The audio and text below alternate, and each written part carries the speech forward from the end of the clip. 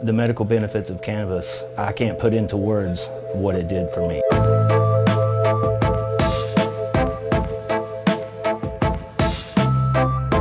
Well, in 2012, I was diagnosed with testicular cancer with no insurance and no way to get the emergency surgery they said I needed. So that started a 6-week journey trying to get coverage, and I ended up having to go through an entity in West Virginia called the West Virginia Catastrophic Illness Commission, and they were able to get the coverage for the surgery. But that process took 6 weeks, and in that 6-week time, the cancer spread, everything got worse. While I was dealing with all that, I started looking online and reading testimonials to see what people were doing to get through aggressive chemo, because I was terrified of the idea of having to go through it. Compelling story after compelling story. I was reading about people saying they had got through aggressive chemo without ever having to take a pharmaceutical using cannabis. Although I lived in an illegal state, I made the decision to illegally use cannabis through chemotherapy, and I believe that's why I'm alive and sitting here today. To be honest with you, when I first started looking into it, I thought medical marijuana was nonsense. I thought it was just a talking point that the activist community was using to try to end prohibition. Until that first treatment, when the nausea medicine wore off and I actually saw what cannabis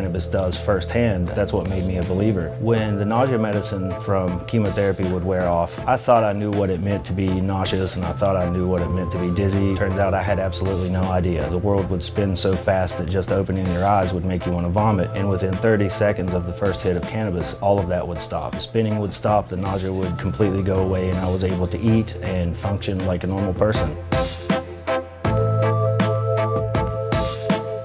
We passed it last year, the West Virginia Medical Cannabis Act. It's far from perfect. We need to do a lot of work to increase patient access, but we have laid the foundation to build a proper medical program in West Virginia.